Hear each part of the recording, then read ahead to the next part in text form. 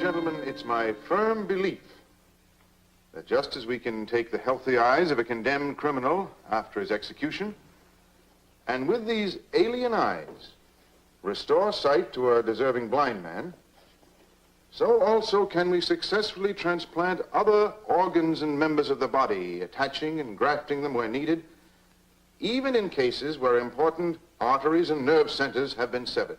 Professor Frankenstein, how can you ask us to believe such a preposterous theory? I beg your pardon, Dr. Randolph. I said I believe your theory is preposterous. Now, we're all men of science. We know about transplanting eyes and the special factors involved in transferring the cornea. But these other claims of yours, well, they're just beyond the pale of experimental medicine. You seem to forget that the higher purpose of experimental medicine, no matter how extreme, is simply to establish scientific truth. Any student of gross anatomy would refute you. And I still say that dead tissue cannot be reactivated. Why, my own son, a high school sophomore, wouldn't swallow your theory. Dr. Randolph, I think you're being disrespectful. All right, if I am, so I'll apologize. I've listened patiently to your theories through this whole seminar. I haven't missed one session since you were brought from England to be our guest lecturer. Some of your pronouncements are brilliant. But this pet theory of yours, which you've mentioned more than once, I'm sorry, never. Very well, Dr. Randolph. You cling to your skepticism. I'll hold to my beliefs. And someday, very soon possibly, I'll prove them so conclusively that even cynics like you all over the world will be convinced. I think that's all. Good day, gentlemen.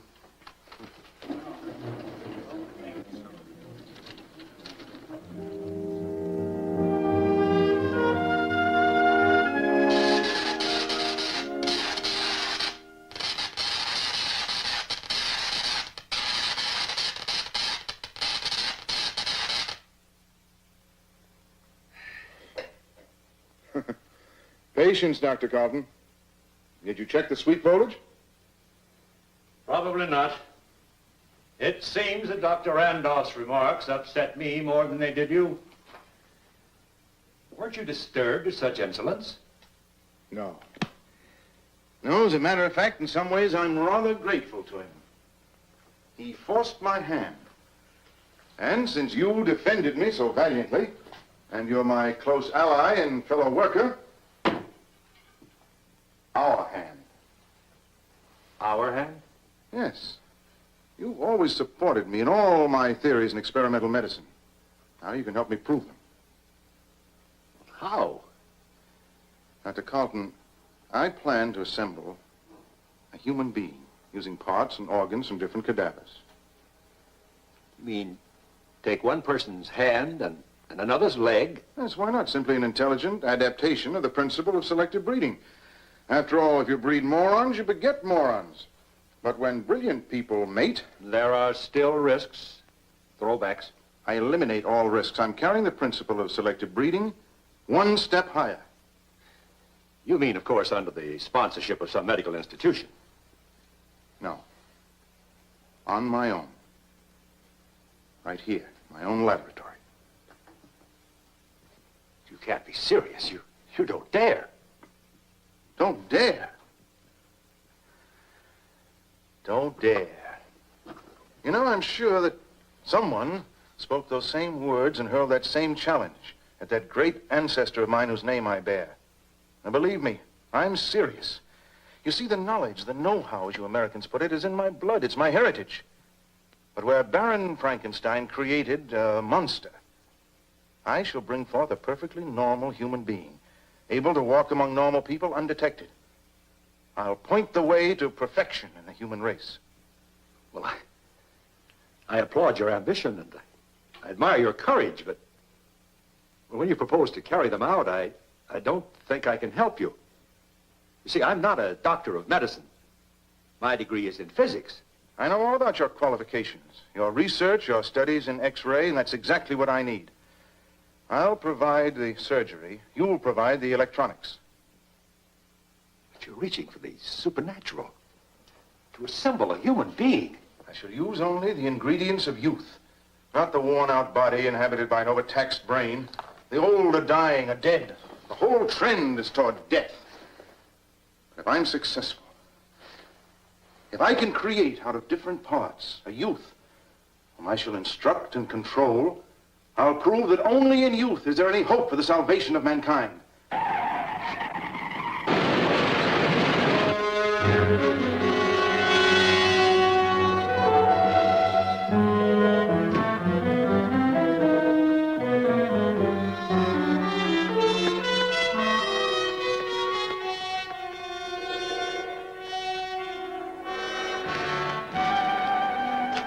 Teenagers, both cars loaded. Back from a party, I guess. Head-on collision. What a crash. I was right behind them. Jammed my brakes on as fast as I could. Seems to me I saw one kid thrown clear in the air. Over there somewhere. I'll call the police. Did you go over to him? Oh, not me. I can't look at that sort of thing. That kid would bleed to death before the police get here. I think he's had it. Terrible. Terrible.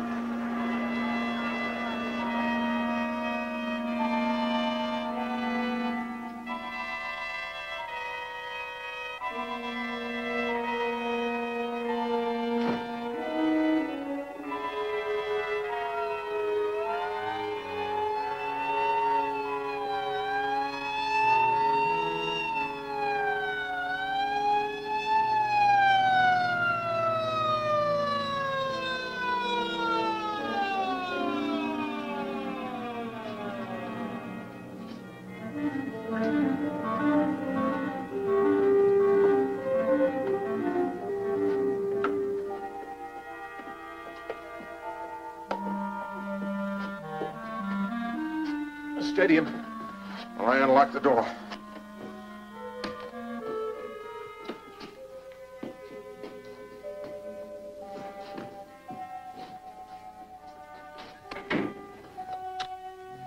How do you think you'll get away with this? Stealing a body. With both cars completely burned in the crash, they won't be able to check. Stop shaking.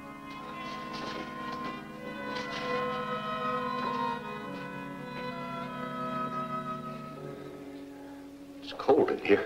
It should be. I keep the temperature of the vaults at 36. Ideal for unembalmed bodies. Temperature of a morgue? This is a morgue. My private morgue. This is where we will experiment and work. No one can disturb us here. What condition is he in?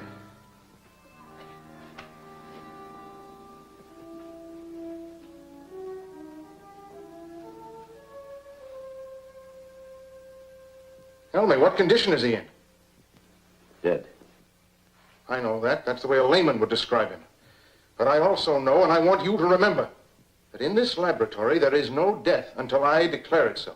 Now, describe his condition. Well, the head's crushed in. Possible brain injury. Face is beyond recognition. I don't know about the rest of the injuries. Dr. Carlton, you're a scientist. You mustn't be squeamish.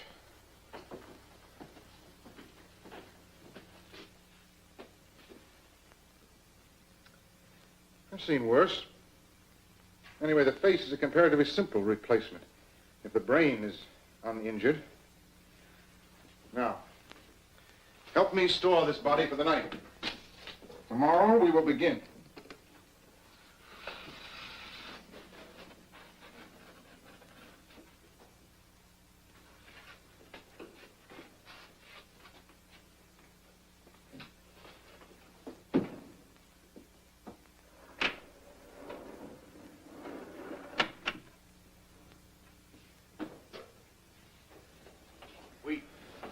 We'll need equipment. I'm prepared. You mean there are others? Only a few parts. Normal preparation for an experiment that will determine the fate of the world. Electrical equipment also. I've been assembling necessary parts for some time. As a matter of fact, in every city where I've lectured, I've made it a point to purchase one or two things that we'll need. We're quite ready to put everything together for our experiment. Professor, perhaps you'd better try and find another assistant. I don't think I have the stomach for this. Dr. Carlton, don't underrate yourself. I'm the best judge of your qualifications. I need you. And you need me. After all, that other experiment that you assisted me in about a month ago made you my ally. Of course, I could use another and uglier word, accomplice, but I won't. But when you started that, I didn't know. You made me believe that you were writing a book. Now you know I wasn't. And remember, it's too late to retreat. Now, I don't want to hear anything more about it. We're in this together.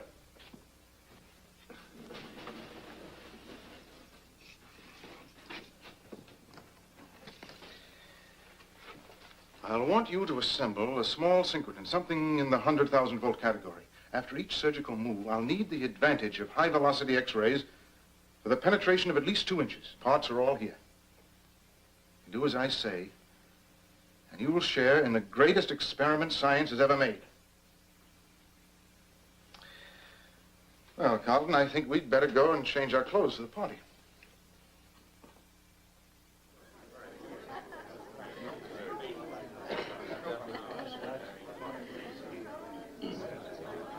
May I propose a toast on behalf of all of us to Professor Frankenstein, a true servant of science. And may I add that we'll miss his stimulating lectures when he has to return to his native England.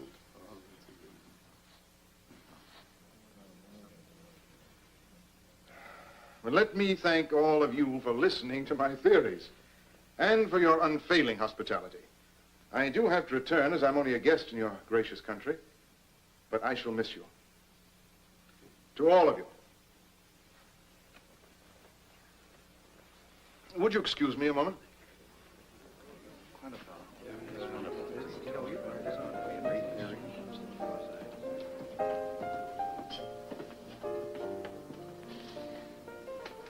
Margaret, you didn't join in the toast.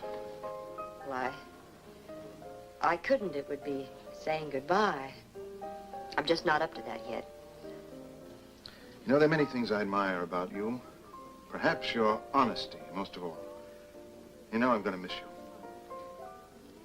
As your nurse? No, as a devoted friend. That's not enough.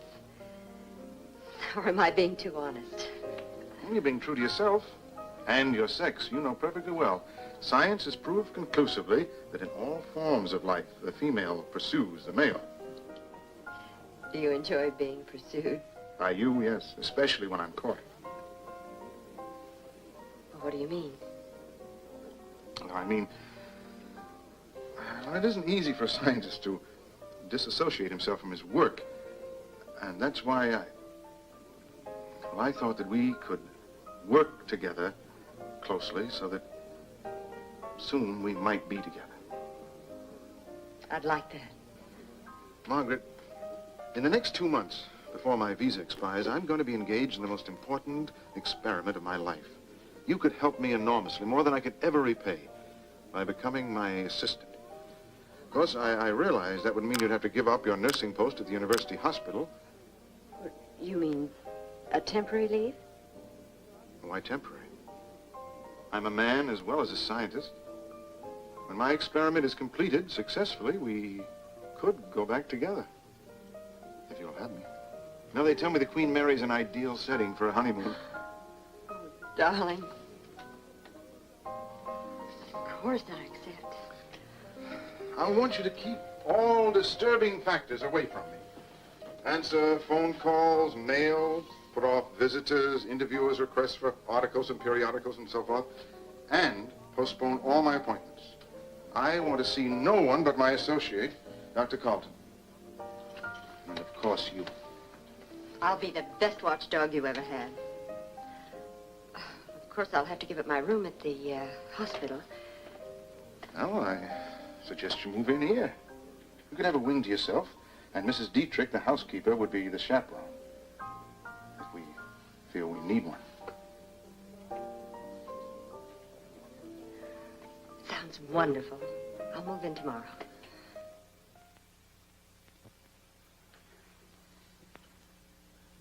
His hands and the right leg, practically up to the knee, are completely crushed. You'll have to amputate. Yes. Above the carpal bones and, well, below the patella. Yes, they'll have to go. Here, apply the cathodes. Activate him first. But why? In this frozen state, he won't feel anything. I want him to know and feel pain so that when I alleviate it, he'll also know gratitude. Now, change his body temperature to normal. What I create, I must control. Go on, activate this body. I'll begin with 50,000 volts.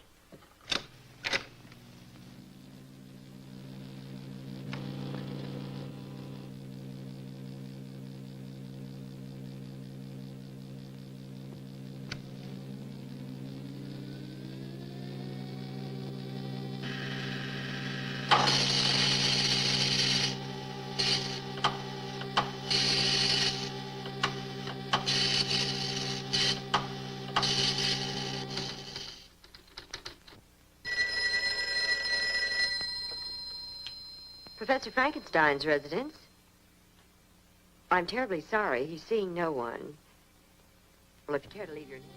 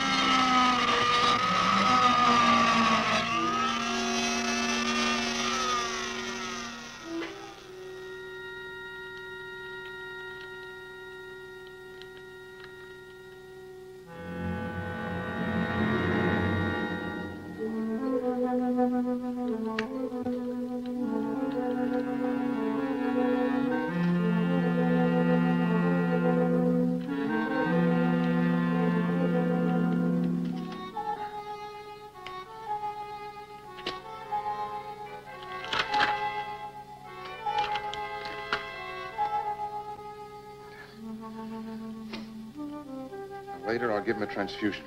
I'll select the blood myself. How are you going to dispose of those? You can't bury them or burn them. There's always danger of discovery. I'm not aware of that, Doctor. I provided for this emergency, too.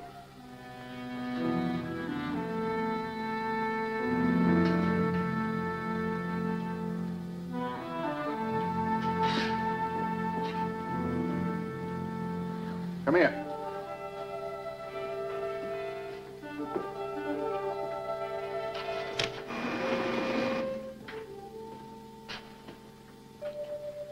I have a very interesting final resting place for bones and tissues I'll never need.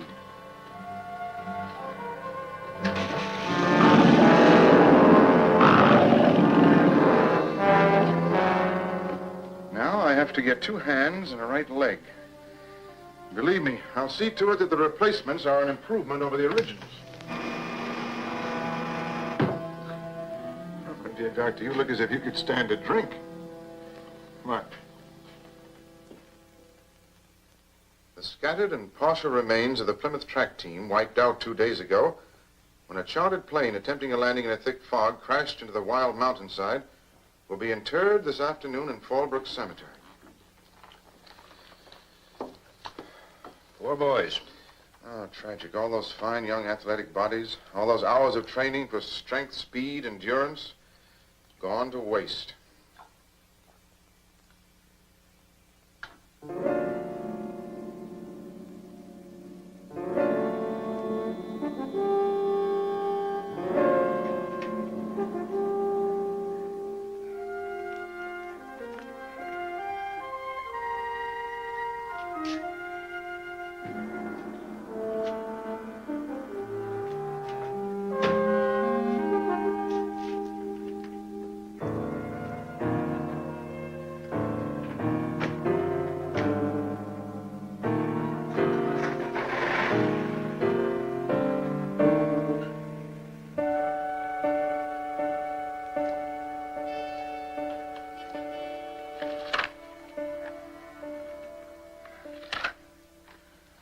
Well, rather neat. I do say so myself. Hands and leg are back on his body. I've kept my promise. Strong hands of a champion wrestler and the leg of a football star. There. Now, you've got a great deal to thank me for, my dear boy. With the special healing fluids and the vital rays, his bones should knit in a day or two. What is impossible for others becomes a daily event for you. I'm delighted to impress you. Now, help me put him back.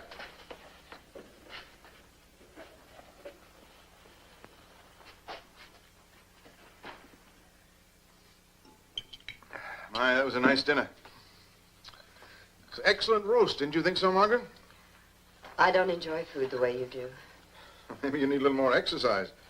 The doctor and I work so hard, we're ravenous. Will you excuse us, my dear? I have some voluminous notes to complete. What's the matter? You're sulking. Good night, Margaret. Good night. Well, how do you think I feel being left alone all day?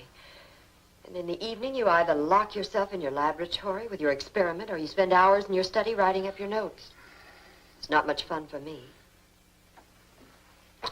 You know, I hate to upset you. Well, I plead guilty, Margaret. I have neglected you. There just seems to be more and more work to be done. The pure, clear flame of science, as Huxley put it, is a hard taskmaster. But tonight, I'll put it behind me. Tonight, I'm yours to command. Now, what would you like to do? Anything, just to get out, to be with you, alone. A cinema? Or a drive. That's it.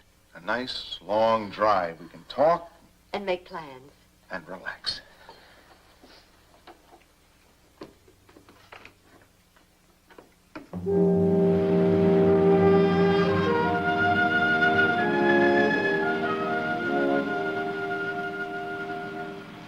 Over there. Let's park and just look at the view and talk.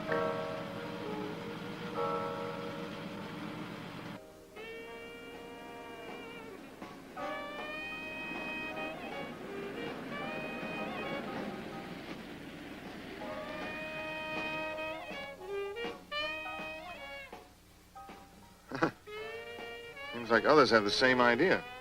They come up here for some quiet necking. It's a lover's lane. Oh, that's interesting. Sort of a private preserve for teenagers, huh? I suppose as adults, we're lucky to find a parking space. But we'll turn on the radio and do what the teenagers do. They tell me it's loads of fun.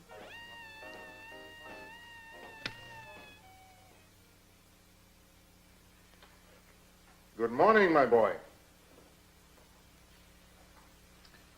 Come, my boy. Say good morning to your creator. Speak. You've got a civil tongue in your head. I know you have, because I sewed it back myself. Yes, and all healed up very nicely, if I do say so. Perhaps, Professor, it's too soon for him to speak. Nonsense. With all the surgical skill and the vital rays lavished on him, he should talk like a congressman at a filibuster. Now, come on, my boy. Say good morning, and say it to me. You do have vision, you know, at least in the one eye. And your brain is intact. We'll improve it in time, but no malingering now. Now, come on. Watch my lips. Good morning. You must speak, because time is desperately of the essence. Are you sure you're not rushing him? It's only a few days since... No rank nonsense. He can hear and he can understand, and he must learn to coordinate so he can speak. Hear me very carefully. I command you to watch my lips and repeat after me. Good morning.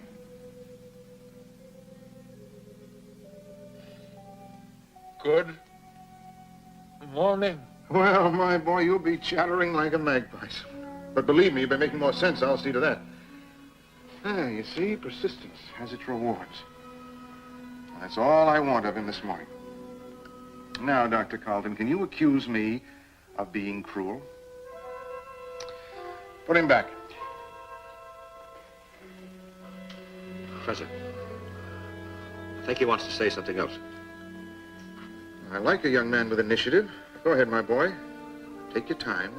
I'll listen patiently. Say whatever you please. It's dark in here. Dark. Yes, it is dark for you. But you'll have to reconcile yourself to the darkness because you're going to be in the dark a long, long time. Professor, look. It's amazing. He's actually crying. Can you imagine? Even the tear duct functions. The entire world would be astounded. Well, it seems we have a very sensitive teenager on our hands.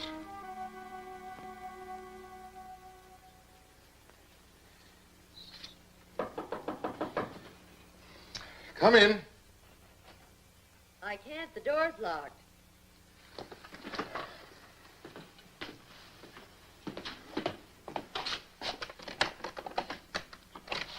Yes, dear, what is it? Well, aren't you going to let me in? It's your fiancé, not the police. Of course, come on in. I'm sorry, but I just can't be interrupted. However, now that you're here... Well, if you're in a cross mood, perhaps I'd better wait. Oh, no. Come on now. Well, I want to talk to you. Even though the wedding is informal, plans have to be made. Details have to be worked out. The minister, the church, the guests. A girl doesn't get married every day. After all, this is the most important event of my life. I know, but I can't discuss it now. I've got too much work to do. Right now, the most important event in my life is my experiment. You don't have to tell me that. I've never seen such an example of devotion. By the way, dear, what is your experiment? Until I'm successful, it's a deep secret. Even from your future wife? Even from my future wife. When the right time comes, you'll be the first to know. Well, if you won't tell me, I might have ways of finding out for myself. Such as? What ways? Tell me! Answer me!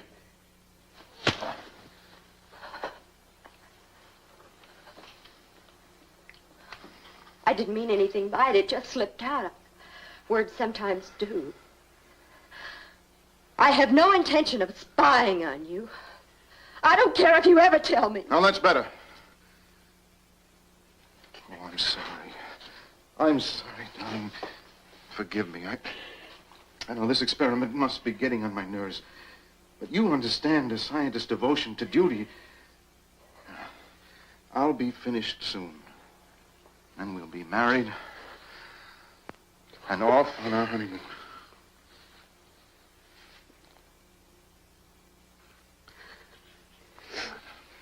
Let me dry those tears. You forgive me? Yes, of course. I'll leave you to your work now. I won't interrupt you again. Good. Oh, by the way, Dr. Carlton and I will be leaving in 10 minutes. We have some extensive purchases to make this afternoon. Will you delay all inquiries by saying that I'll be out of town for 3 days? I must have 72 hours of uninterrupted work. Of course, darling. I'll go back to my kennel quietly and be the best watchdog you ever had.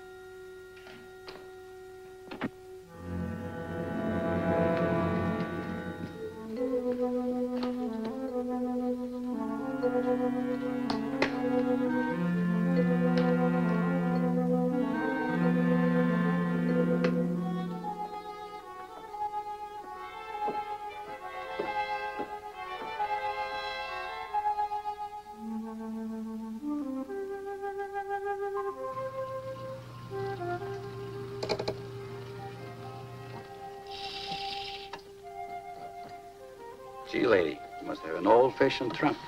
I never seen a key like this since I left the old country. Thank you.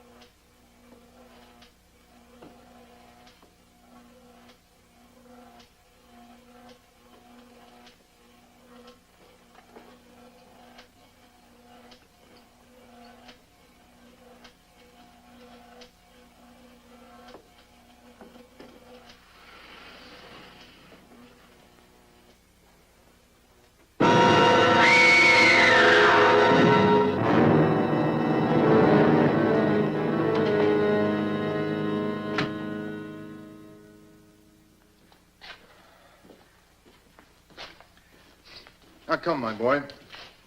If we're going to impress a skeptical world, we'll have to make faster progress. Watch my lips. Observe them carefully, each and every move. They will guide you. Yes.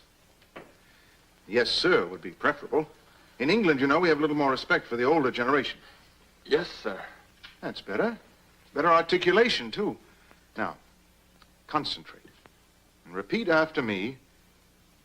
Beware of false prophets, which come to you in sheep's clothing. Beware of false prophets, which come to you in sheep's clothing. But inwardly they are ravening wolves. But inwardly they are ravening wolves. Very good. I knew that a young mind would respond better than an old one. Now, that's all the mental work for today. Our main concern is with your physique. Let me see if you can clench and unclench your hands like this. You do that 100 times each day. I want you to enjoy equal power in both hands. But remember, I am the one to tell you when and against whom to raise them. I will obey you. Yes, I'm sure you've learned that lesson, too. Now your new leg. Stand up in it.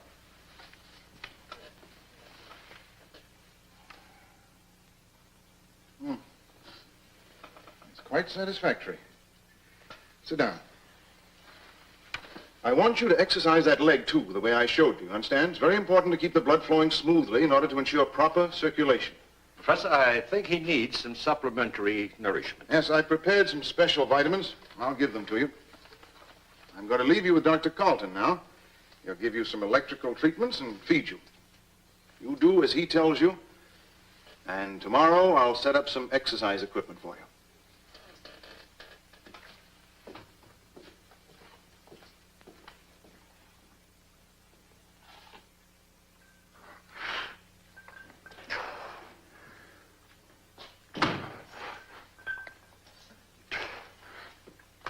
Excellent, my dear boy. Excellent. Your new hands are getting stronger every day. Well, you can rest now. You know, with your remarkable mental and physical progress, and of course your obedience to me, you've made me very happy. Someday you and I are going to astound the world. A wunderkind, created by me, a teenage marvel. What's the matter? Aren't you pleased with all this? You are happy. But I am not. Why? Because you make me live down here. When will I walk among people? Don't badger me. You keep asking that question again and again. You will walk among people when I feel the time is right. When will that be? Never? You dare question me? I want to know. Why not now? I'll show you why not now.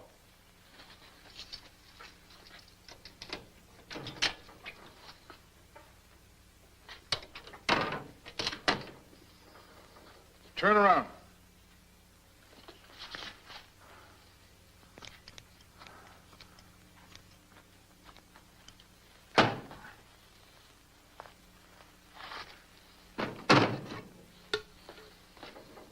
Now look!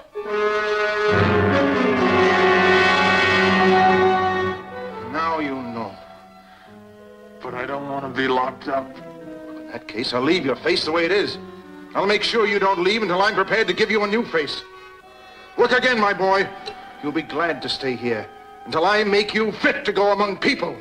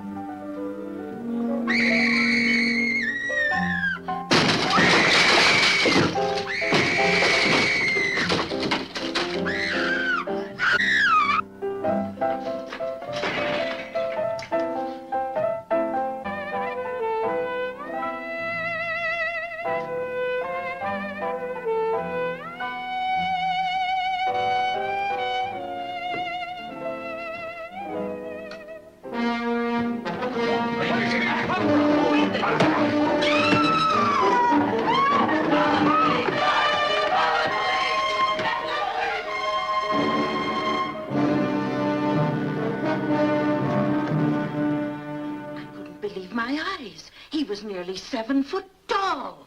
No, he was shorter, but built solid. Broad shoulders, heavy arms. His face, what there was of it, 'twas terrible, terrible. If you ask me, he wore a mask, like those guys who hold up supermarkets. Well, one thing for sure, he was strong. He hit me like I was a baby. I've never been hit so hard. Have any of you ever seen him before, hanging around here, prowling? No, never. Never, and I hope I never see him again. All right, folks, the alarm is out. He can't get too far. We've got the street blocked off. We'll make a check of all the houses in the neighborhood. Now, why don't you all go back to bed and get some sleep? Now, be on the safe side. Make sure all your doors and windows are locked.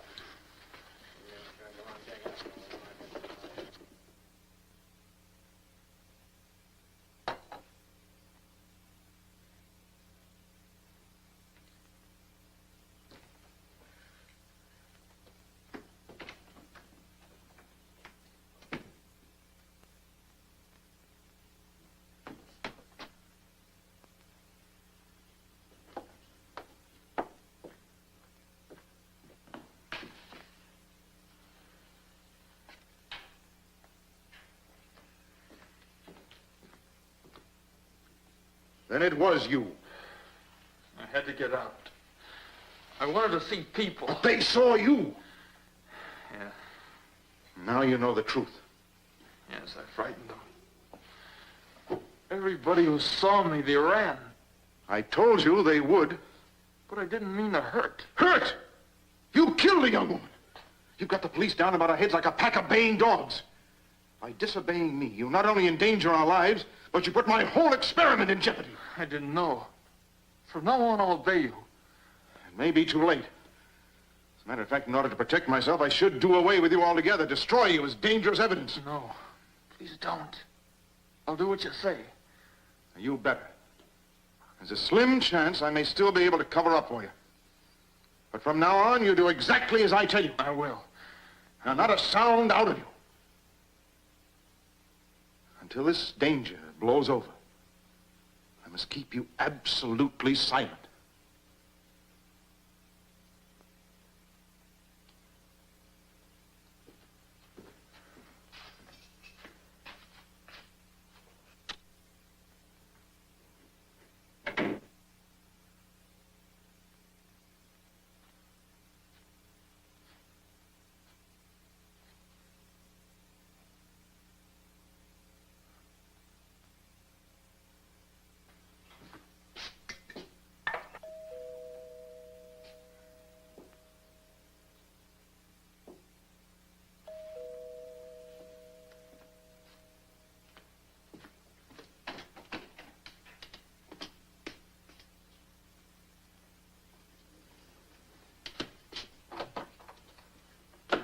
What can I do for you, gentlemen?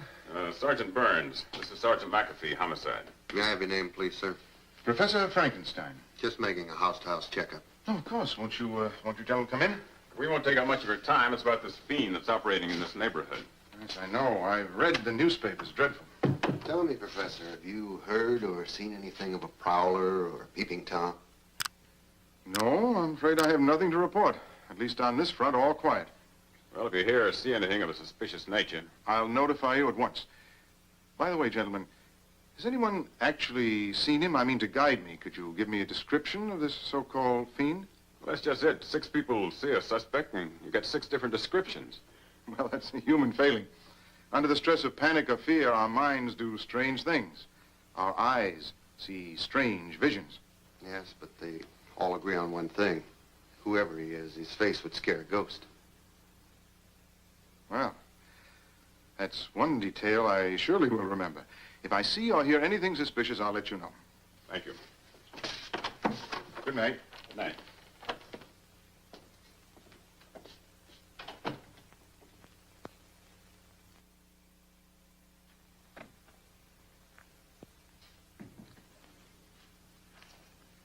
Margaret, who is this man? Oh, darling, this is Mr. Saxton. He's from a jewelry company. Saxton and Sons. We're the oldest firm. What's he doing here? Well, I asked him to come. With the big day drawing close. Come on, dear. I need your help to select an engagement ring and a wedding band. We have some excellent sets, sir. Won't take but a moment to show them to you.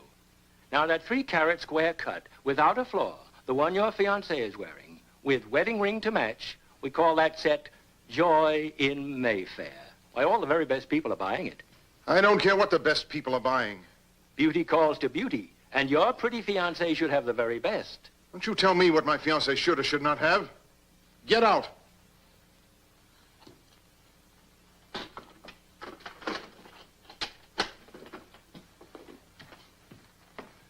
Perhaps another time. Just get out.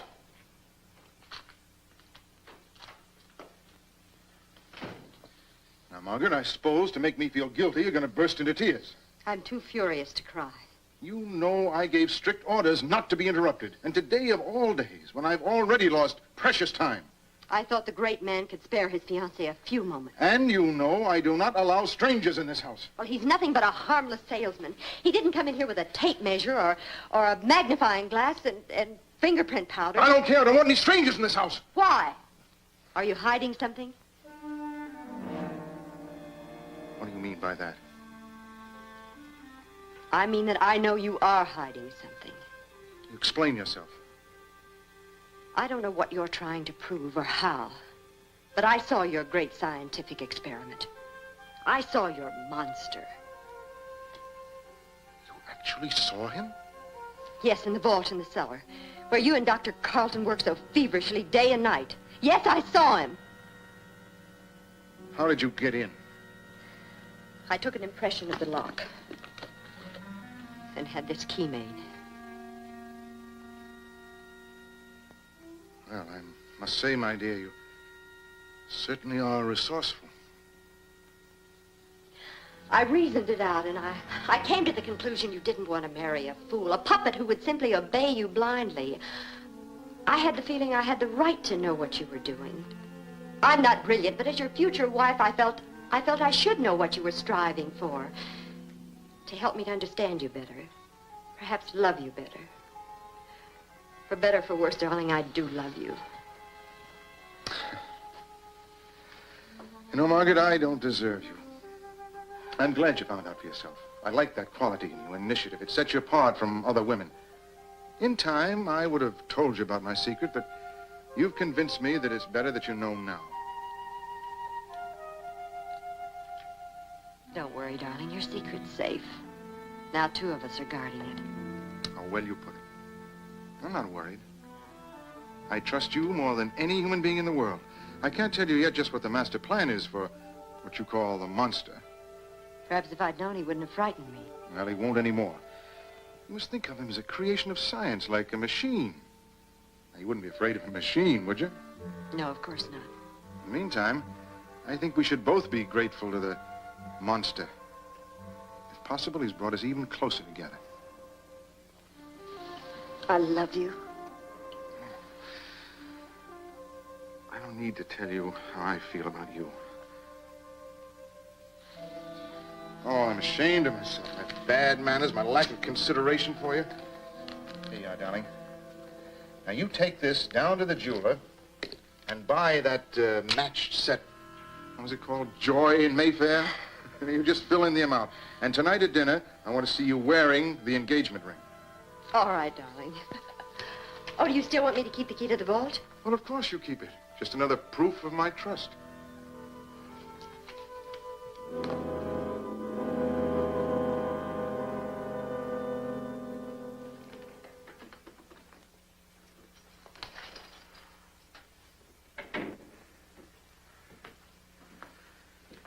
Well, my boy, I think we're safe. The storm is blown over. You're very lucky. 2 or 3 days, and the police have other crimes to think about. What are you brooding about? Keep thinking of the day when I can go out and be among people, and they won't run away from me. The day when I'll have my new faith.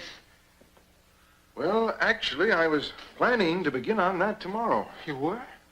Please do. Please. Unfortunately, someone has interfered with our plans. Who? Tell me who. A woman. A young woman who works for me. The one I saw? Yes. Yeah, she sneaked in here against my express orders. You know, I gave those orders because I was thinking of your welfare entirely. By the way, did she say anything to you? No. I frightened her. She screamed and ran away. That's just what I was afraid of. What will she do? I've done my best to protect you, but now she threatens to go to the authorities. Tell them. They'll tie you in with a murder, of course, then they'll come and get you and take you away. Probably they'll destroy you. And you'll never have a new face. She would do all that? Yes. Unless we stop her. We must stop her. I agree. How? If you'll do exactly as I tell you.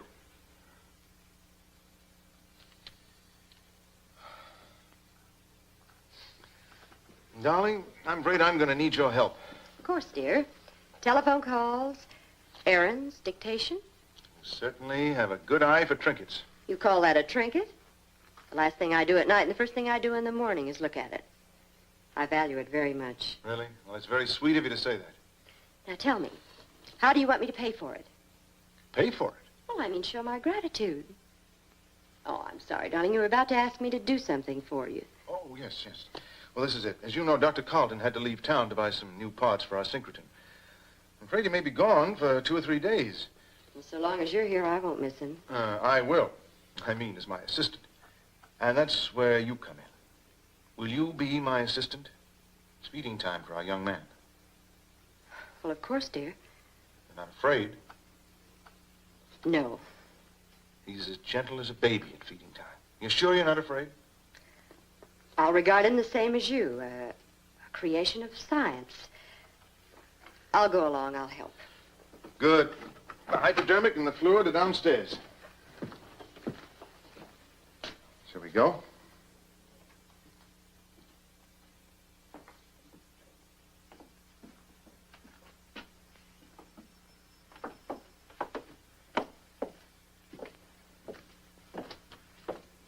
Go ahead, my dear. You open the door. Use your own key, the one you so ingeniously had made.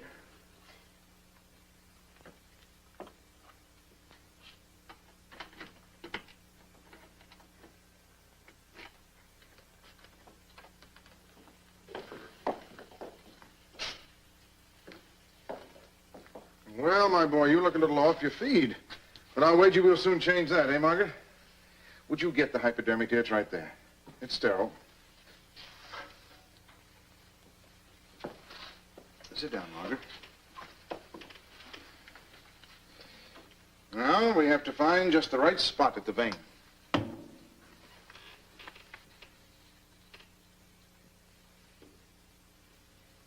There it is.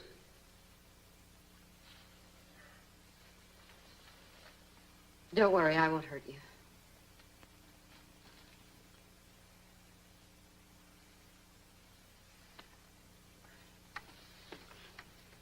I'll be right back, dear. I'm just going upstairs to get a supplementary vitamins.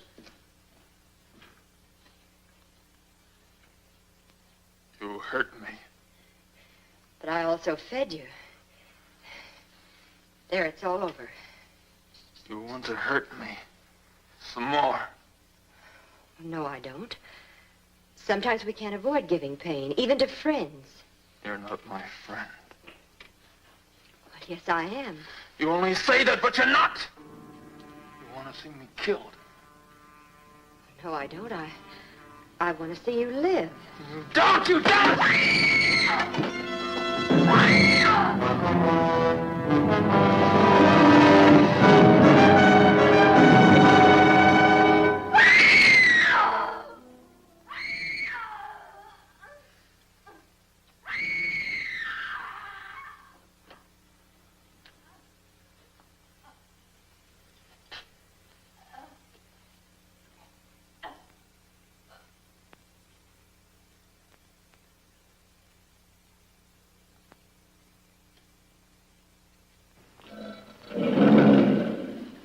Poor Margaret. You've done your work well. You've earned your reward. My new face? Exactly. Tonight, I'm going to lead you out of this darkness. We'll go among people. Discreetly, of course. You'll be able to pick the face that pleases you. Then it will be yours.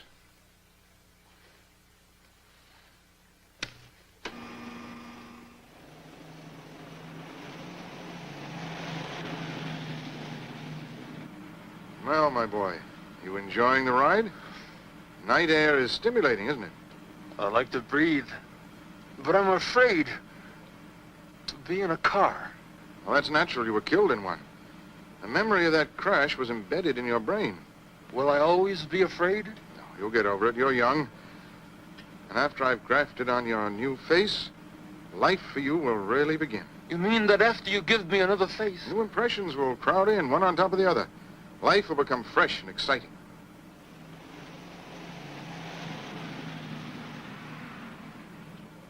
And it'll take time and patience. But someday, after we have baffled the learned men of science, I'll tell the entire world the truth. How you were reborn. How I fashioned you from different parts, breathed life into you, pumped knowledge and wisdom into a brain that was hidden in a corpse. Then I'll be honored by the entire world, having brought mankind one step further in the eternal battle against death.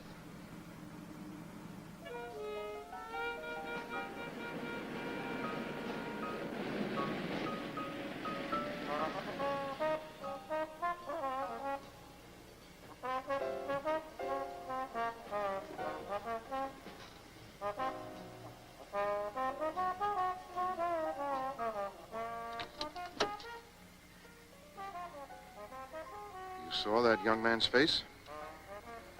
He's rather handsome, I thought. Even drugged by passion, it has brightness, intelligence. Does it meet with your approval? I'll be very quiet.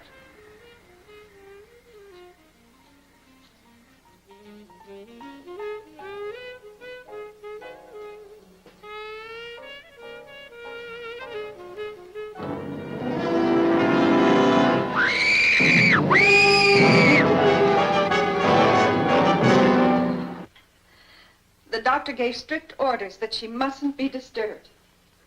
Well, maybe you can help us. Just tell us what she told you when she got home. She couldn't say very much. Every word was agony. Just that she suddenly saw this monster, this unknown thing through the car window. He had only one eye and not much face. And he just looked at Bob. Then she screamed and fainted. She heard no more, saw no struggle? When she came to, Bob was gone. The keys were still in the ignition. How she was able to drive home, I'll never know. But she stumbled in, panicked, and screamed until the doctor gave her a sedative. Well, has she said anything since? Only the boy's name. She keeps moaning, Bob, Bob. The one who did this. You think it's the same as... Well, maybe this time it's just a hoax. Could be some school kids getting in charge out of scaring people, or maybe a jealous rival. Did she have many boyfriends? She was seeing Bob pretty steadily. He was her first date. Well, did he have any enemies? Not that I know of. He's popular in school. He's a quiet boy. Lives with his aunt. We know we've spoken to her. What will you do? Well, we'll go over the car and check the place, and as soon as we find something, we'll let you know. He may turn up himself any time and tell you it was all a practical joke. I hope so. I certainly hope so. Is this Bob? Yes. Arlene took it in our backyard. Yeah, good-looking boy. Quite handsome.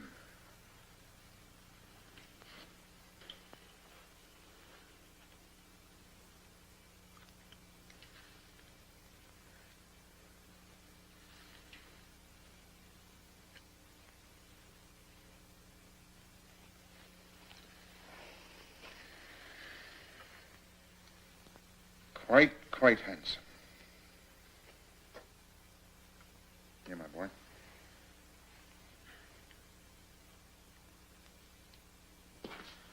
Well, all the new equipment is in the trunk of the car. Acquired discreetly in 4 different cities, as you instructed. Good. Some special coils for raising voltage, magnetic generators, and a variety of small parts. Excellent. We're prepared for anything. Now, as a small reward, let me pour you some of this sherry. It's really quite exceptional. Superbly dry. A caress to the palate. I quite agree. Excellent.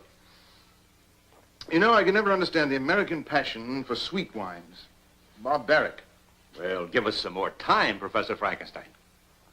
After all, it takes centuries to become as civilized as you are. Oh, no, I'm not being critical, nor ungrateful. America's been very hospitable to me. And I think of what I've accomplished here, I shall remember it always with deep gratitude. By the way, what's become of your housekeeper, Mrs. Dietrich? Oh, I let her go. She had an offer from a wealthy invalid. It meant permanent security for her, and since I'm leaving in 2 days, well, we'll just have to fend for ourselves. And while I'm asking questions, and I hope this isn't indiscreet, where's your fiancée? Margaret is, gone. Disappeared. Ah, perfidy. Thy name is woman. Quit me cold. After I'd stolen precious hours away from the experiment to select this for her, an engagement ring.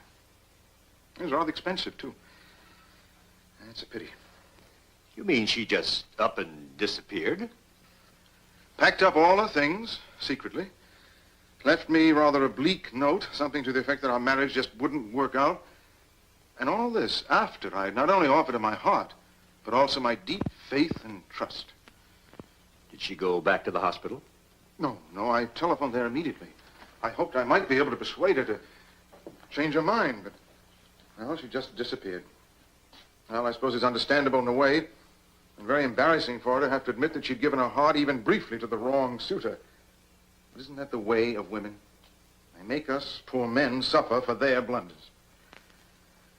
Well, Doctor, in time my heart will mend, but now I must lose myself in my work. I must devote myself to science and research to the exclusion of all other interests.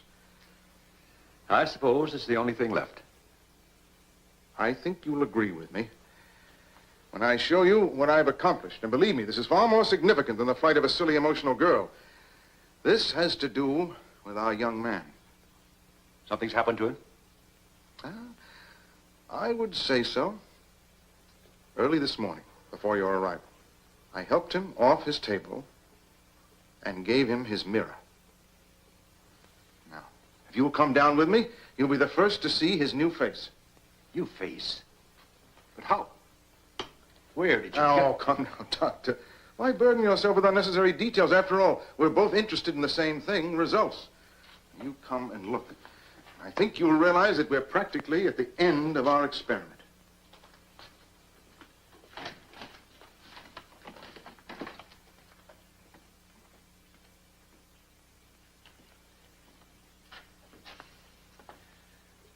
Show Dr. Carlton your new face. Amazing. Absolutely amazing. Why, when the stitches are out, he'll pass for a normal, quite attractive teenager. And you agree it's a success? Stupendous success. And what's more, no one will ever know. Well, I'm not so sure about that. After all, this new face wasn't grafted on from oddments. There's a chance of it being recognized, especially in this region. At any rate, I'm taking no risks. Well, what do you propose to do? I'll tell you, but first let me give him back his precious toy. There you are, my boy. Go back to reveling in your new face.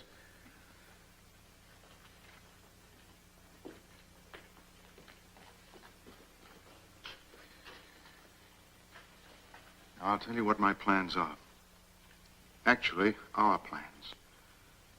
We're going to take him to England. It'll be much safer to launch him there. But how?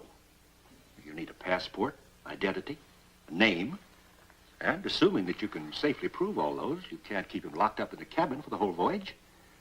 And after we land, customs, immigration, well, we'll come up against all kinds of questioning authorities. How you do run ahead, my dear Carlton. How you do run ahead. Those packing cases over there are stamped electrical apparatus. Actually, that's what they will contain. The parts you just purchased and the rest that we dismantle. They seem large enough. Larger. Each one of those cases has a false bottom. I don't think I quite understand. I assembled him, didn't I? I disassemble him here, preserve the parts, and later, in England, I reconstruct him. In my London laboratory, I have the same facilities, the same equipment, and the same assistant, you. Can't do that. It's too inhuman. It can't be a part of such a fiendish plan. You can and you will. You've got no choice. And actually, there's no time to be lost.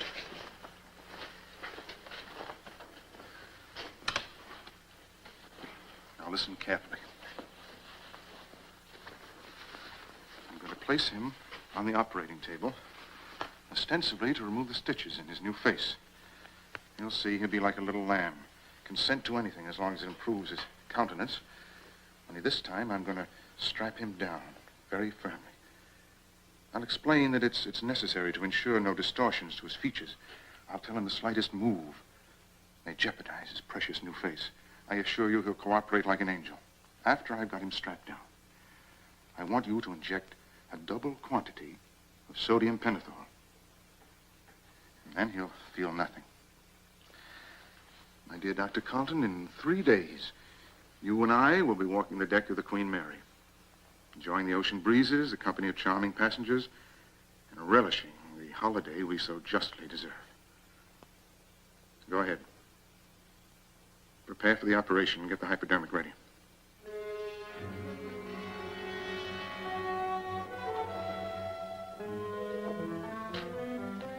Well, my boy, you're quite proud of your new face, aren't you? Yes. With it, I can walk among people. They can see me and not be frightened. Not quite. But after I've removed the stitches, no one will be able to tell a thing. Then your new face will be yours permanently. Let me have the mirror. Don't get on the table, my boy. We've got to get you ready.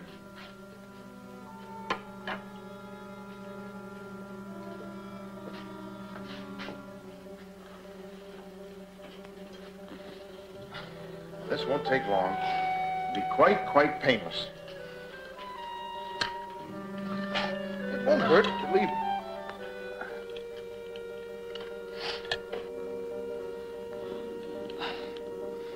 Go ahead, give him the pentothal.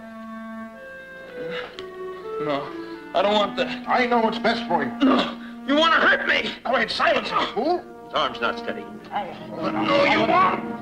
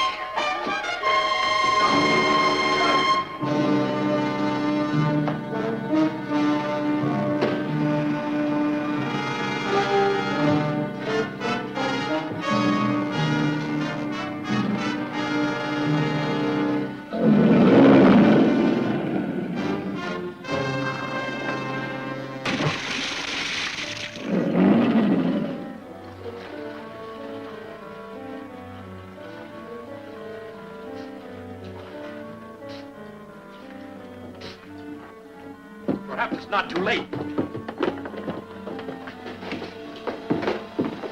Where's Professor Frankenstein? It's too late. Come over here. Maybe he'll listen to you. Tell him to come with us. Warn him not to resist, to let us take him away. You heard. They won't hurt you if you come. I want!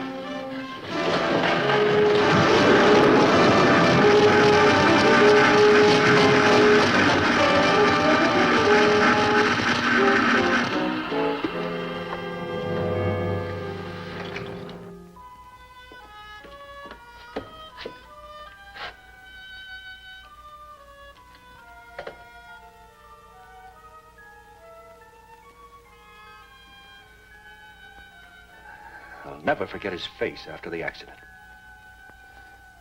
Never. Thank you.